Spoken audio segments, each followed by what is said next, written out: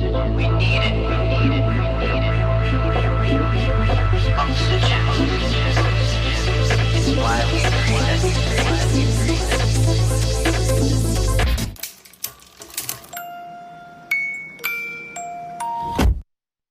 Hey everyone, welcome back to another episode of Small Business Stories. You know me, you know the voice, Loralyn Mears, aka Dr. LL. Every week we've got all kinds of stories from small business owners and entrepreneurs who have, well, they've lived to tell the tale. And so today with us, we've got someone dialing in from Montana. We're in the middle of the winter, and believe it or not, it's warmer there than in New Jersey today. So go figure. But anyway, we've got Jack Clark, the founder of 180 Water. Jack, welcome to the show. Hey, thanks for having me. It's always exciting when you get to talk to people who are doing something that seems so ordinary, it's extraordinary. So, talk to us a little bit about the impetus behind getting into the water pump filtration and services business. It's not like people wake up one day and go, you know what? I think I'm going to build wells, make sure water is filtered properly, and go for it. How did that happen? Well, so I grew up in a little small town in Montana, of course, and my neighbor was a water well guy, and so it was always kind of had my interest. I mean, his life always looked a lot more structured than ours did on the ranch. So it was a little bit, he took weekends off and had a more of a work-life balance than we did as cattle ranchers, and so I always kind of envied him in terms of being able to have that. I mean, his equipment was always clean, his stuff was always put away, and so I just took notice to it, and kind of spiked my curiosity, and I liked that kind of organization side of it, and the way that he was able to operate his life, and so I approached him as I graduated high school and decided to kind of push into the water well industry. So. Excellent. Now, we talked a little bit, like in 2 seconds, about the weather. And because it's still cold there, I would think your business has seasonality to it. Does it? And if yes, how do you manage revenue during that off season?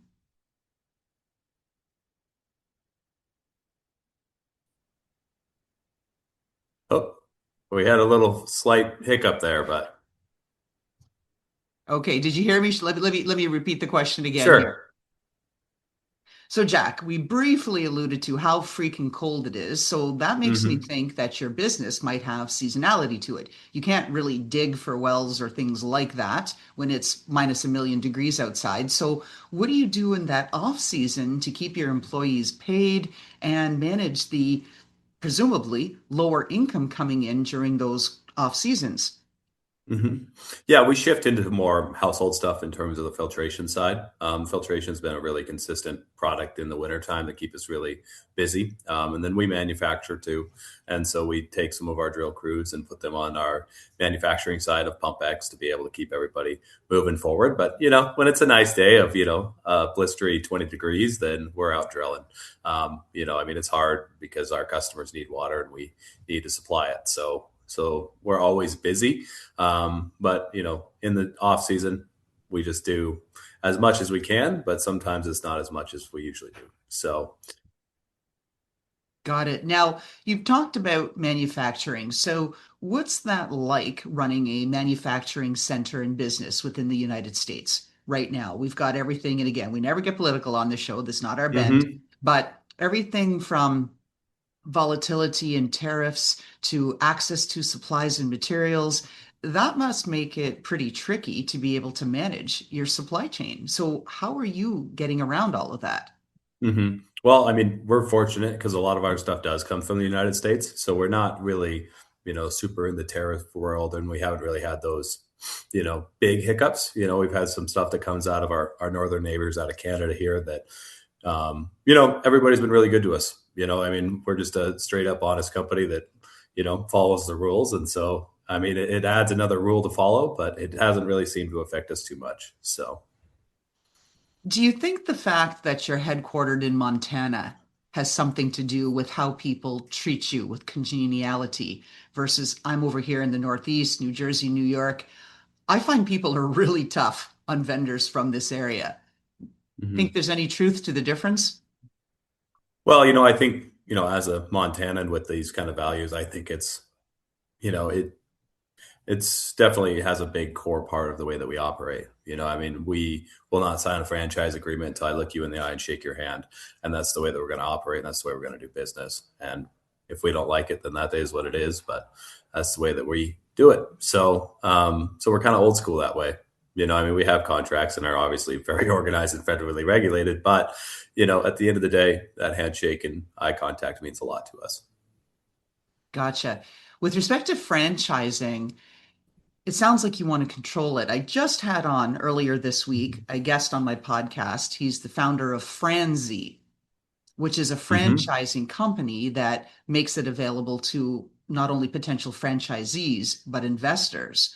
And he's experiencing explosive growth because people like how buying into a franchise still gives them the opportunity for entrepreneurship that they crave, but it de-risks a lot of it because the reputation is established, some of the standard practices, et cetera. All of these things are done, the brand reputation, marketing, et cetera, et cetera.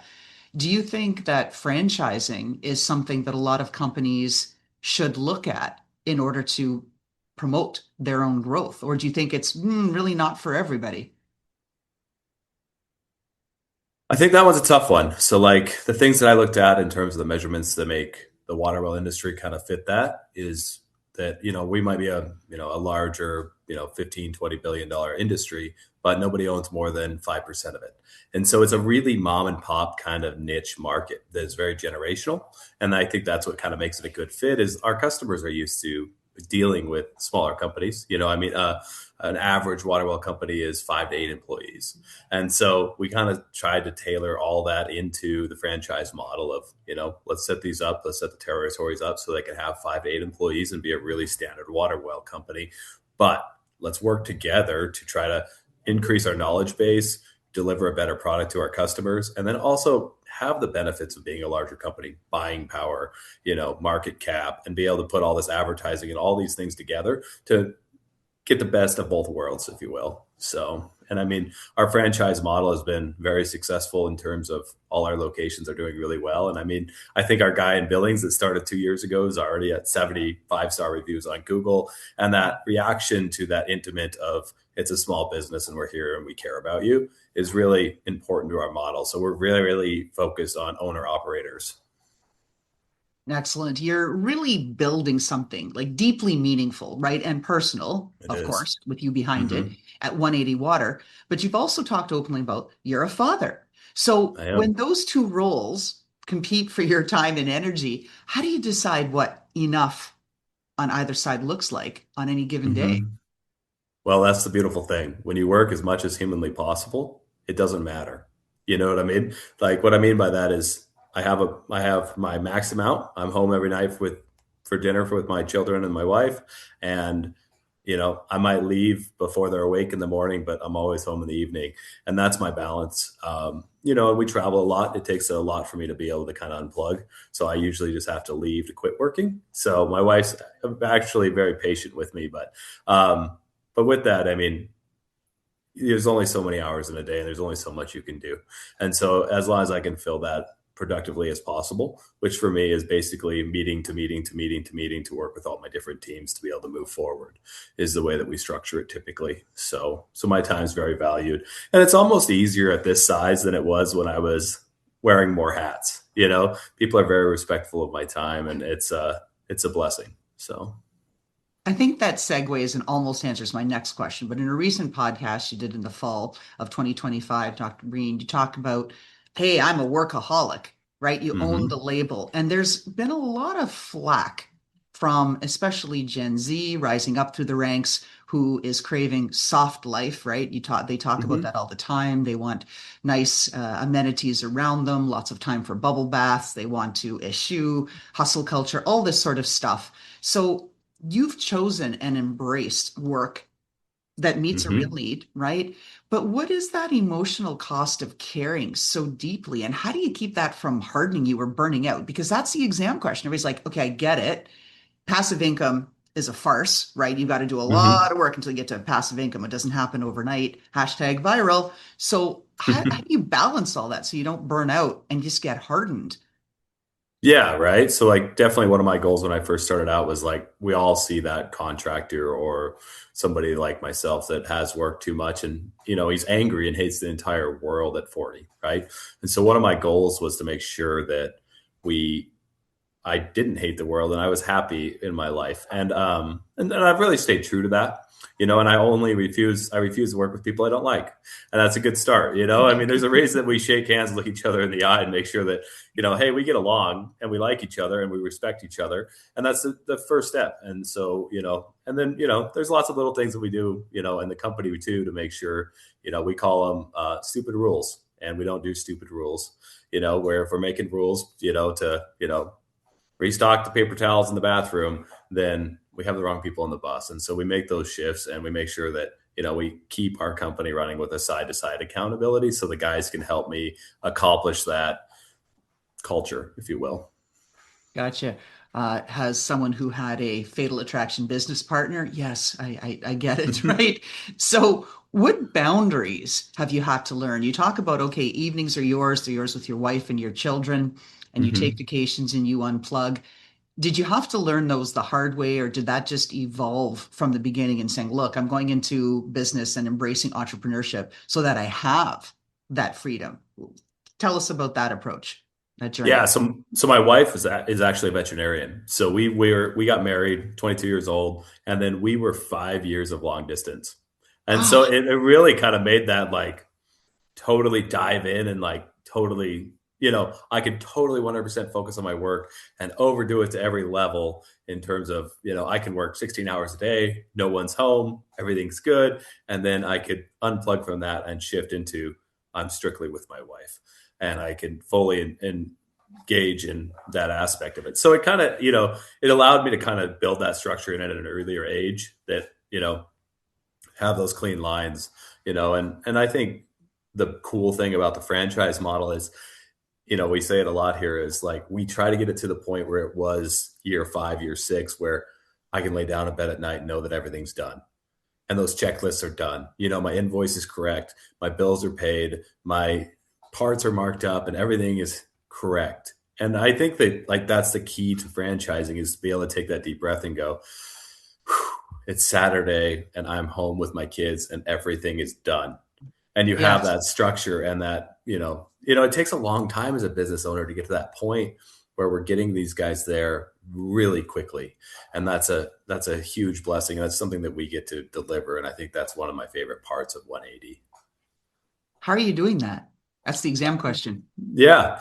Structure, right? So like it all comes to structure. Like here's your steps, do your steps every day. If your steps are done every day, then it's all done. Everything's done. And it's just a few steps, you do the job, you answer the phone, you estimate, approved, build the job, do the job, out the door, everything's done. And just to have those things, all your marketing's handled, all your inventory's handled. I mean, all those things are all done on the backside. So you can check those boxes. Gotcha. I want to talk about rural life and clarity, Mm-hmm. because one of the things I'm seeing in abundance, sadly, is a lot of small business owners slash entrepreneurs are spinning, especially now here, even in the beginning of 2026. They're in a full state of overwhelm given what's going on globally. They're letting that affect them personally. They can't get access to small business loans, even business card credit. Lots of clients are reneging on the money that they Mm-hmm. owe. So vendors are accumulating bad debt. All this Mm-hmm. stuff is happening. Lots of churn, lots of stress. And I see it because, like, I'm here in the Northeast, right? New York, New Jersey, Mm-hmm. and it's pretty intense.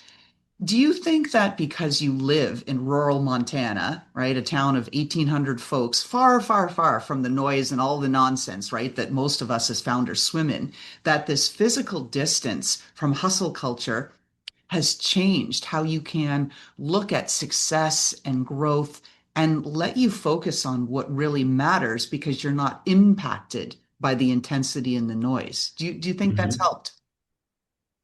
Oh yeah. I mean, to be able to stay centered. I mean, when I Yeah. drive down the road and I don't see another car, you know what I mean? Like I there's a can't certain imagine. amount of it. No. There's a certain amount of it. I'm not getting stuck in traffic. I'm not, you know, I live 3 miles away from my office that looks at a beautiful lake.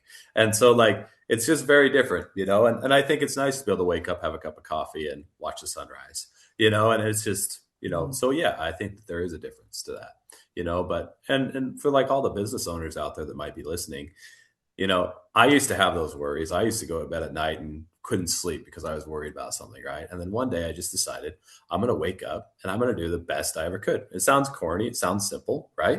I'm going to wake up, I'm going to do my absolute all. And then I lay down in bed at night and go, Jack, did you do your absolute best today? Yeah, I did. Well, guess what? I sleep like a baby, And just those small mental shifts of like, hey, it's 6 a.m. I'm going to give it everything, and when I go home at 5, that's it. That's all I can do. And have those things in your mind that allow you to say, that's it. I've done it. I did my best. Yeah, it might not be what I wanted to look like, but it is what it is. I did my best. And as long as you do that every day, you can sleep with that confidence and know that, you're doing it all. Oh, God. It sounds dreamy. As someone who drives with a bumper buddy on the back of my car, which are these rubber thick, thick flaps that you hook into your trunk because everybody's always doing little fender taps. Takes me half an hour to go to the grocery store and, Wow. and forget about it when I'm on the New Jersey Turnpike. Like it's beyond. It's beyond. I Yeah. can just feel my blood pressure just going up, up, like I'm going to lose my mind. Right? Yeah. Yeah, it's a nightmare. Yeah, it's funny because I mean, it's all perspective, right? Like I was just visiting with my driller that's working in a small town an hour away from the shop, and we were talking about like, man, it's such a cool little town. We could move there and probably drill 40, 50 wells a year. And man, would that just be a great little life? But like it's not us. I mean, it doesn't make a big enough impact on the world to be able to do that. So I mean, and like what you're doing is making an impact on the world. So, that's you got to have a bumper buddy to make sure that you can accomplish that every day. And so some of that comes with some uncomfortability for sure. Oh, for sure. Right. And that's just it. I really, I don't know, focus. It's almost become like a soapbox where Hmm. there is no hashtag viral, right? Overnight success, at least not for me and the hundreds of Yeah. guests that I've had on this show. Many have achieved significant revenues, 50, 100 million plus dollars per year. They have obtained Hmm. partnerships in very prestigious venture capital firms, consulting firms, all the sort of the good stuff, government levels, Yeah. all kinds of things. Uh, Hmm. One person I had Bobby Brown on, makeup mogul, right? She's made, I don't know, a billion, whatever it is, some ungodly number. But one of the things that they all agree with is that it did not come easy. They had to pay a Hmm. price, whether it was time with their family, whether it was maybe it ended up in a divorce situation with their Hmm. spouse, maybe whatever else. They missed birthdays with children. They really lost their way. They got unhealthy, Hmm. gained 40 Yep. pounds, all these kinds of things. They say there's a Hmm. price, but that they're so happy that they got to the other side, even if they don't have hundreds of millions in revenues. And they're like, I Hmm. did it. I'm proud of what I've built. You Hmm. think that's fuel? Yeah. They did their best every day and they Yeah. know it, you know? All Hmm. right, let's turn to some questions here, like about your children. Of course, not getting nudgy. I never get Hmm. in there and private and dig, but you've talked about being a father. And so Yeah. what I'm thinking about is that a lot of people go into entrepreneurship slash small business ownership, which are different, that Hmm. they do it because they want to create generational wealth. Hmm. That's one driver.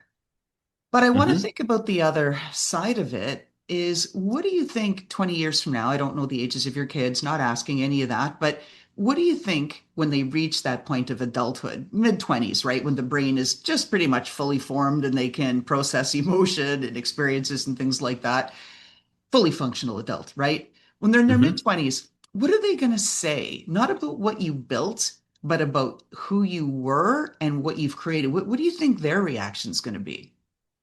Yeah, I mean, that's definitely something that me and my wife talk about, right? Like our kids are raised in such a different world than I was. Like, you know what I mean? I woke up, I fed cows, I fed chickens, I went to school, I came home, I did it again. Like it was just, a different kind of life compared to what we do now. But I think at the end of the day that, wake up, go to work, work hard, do your best every day is still something that we need to be an example of our children. And I think it's I think the stage of life that concerns me with my children and my is not this like grow, grow, grow, and continue to push what we're currently doing. And I'm working very hard. It's if that ever planes out and I get to the point where I'm not working 60 hours a week and being that example. You know what I mean? I think like that's more of my concern is that like once we kind of plateau, how do I continue to be this excellent example? And I think that gets tricky in that early 20s age.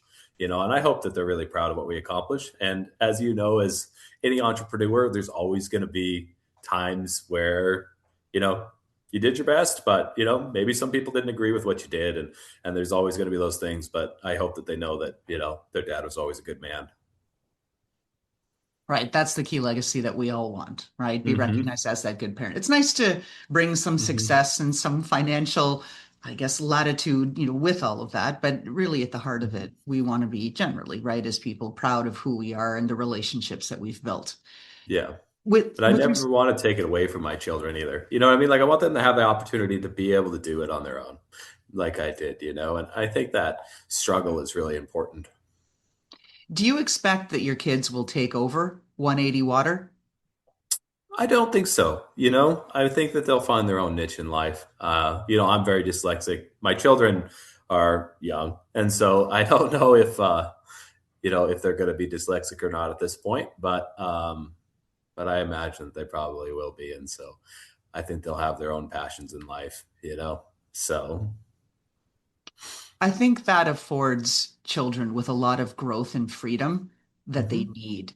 I spend a lot of my time mentoring rising entrepreneurs at many ages. I'm not talking about high school kids, do some of that too, but I mean, even people into their 20s and 30s where they're under pressure to consider and to continue their dad's business and they don't Hmm. want it. And Yeah. so my mentoring calls end up being routed and looking something more like emotional support therapy session, which of course I'm not a Hmm. qualified counselor, but they want to talk about that because they don't know what to do. They're really conflicted. They know that their father has spent all their time growing up, didn't see the dad because he was doing this, the business, whatever else, and they're expected to Hmm. take it over. The business is thriving, or a lot of times it's not. And they're expecting, hey, this young new generation can apply technology and different approaches to be able to raise the business up, but the kid doesn't want it.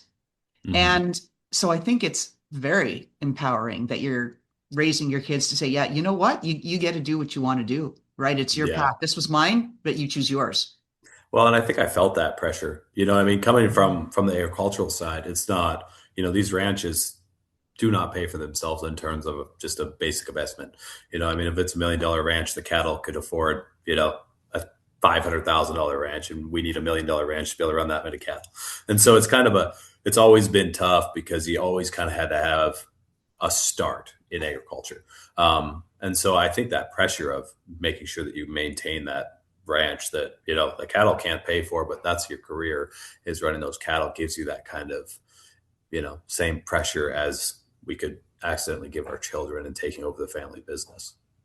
So, I see a lot of parenting threads now where parents have gone to that softer side and they are not requiring that their children do any chores.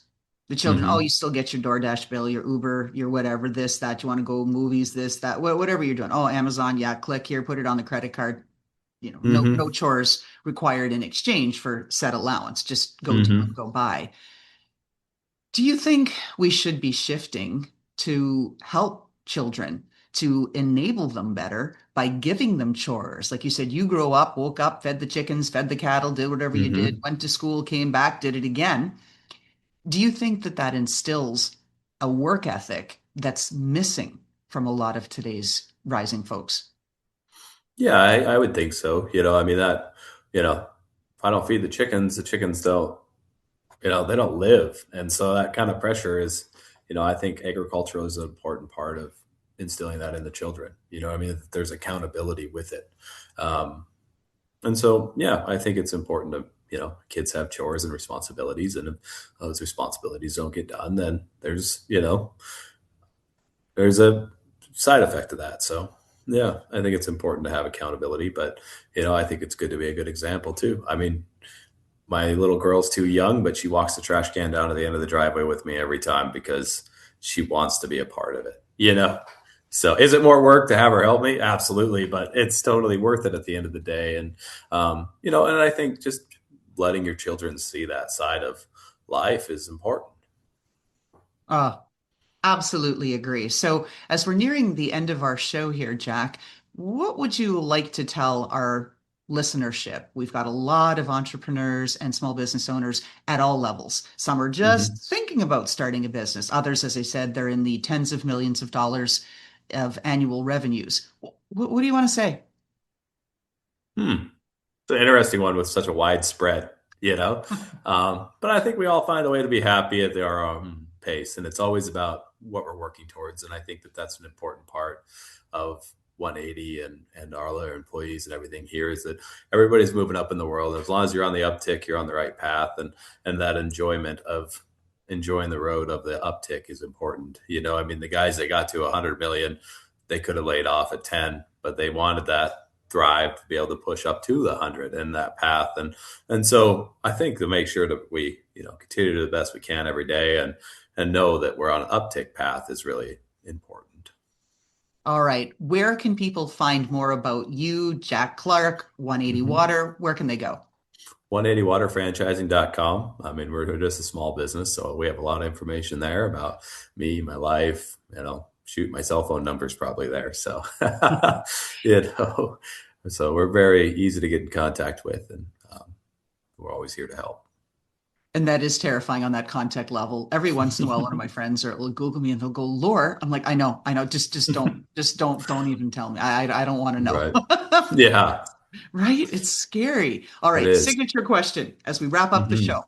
If we got to peek into that Montana ranch closet of yours and we got to look at some footwear or clothing accessory, something that personifies who you are, Jack Clark, and you're that like, yep, this is my signature. This is who I am. I feel like $1 million when I wear this, and this is why I do it, why I love whatever it is I'm wearing. What is it? Oh, honestly, it's nice when you get to take off the button-up shirt and put on your muck boots and your jeans. And I wear cotton rope and gloves, and usually a Carhartt coat, and I get to go work cattle and shift gears that way back to my roots. I think is definitely a part of me, and being able to kind of get back out and to where I started. And I think that's I would say that would be the signature point. So. Excellent. Well, with that, this is the end of our show. Jack Clark, founder of 180 Water from deep in the heart of Montana. Thank you so much for being on our show today. Yeah, thanks so much for having me. And how about that fantastic intro by Touch Circle?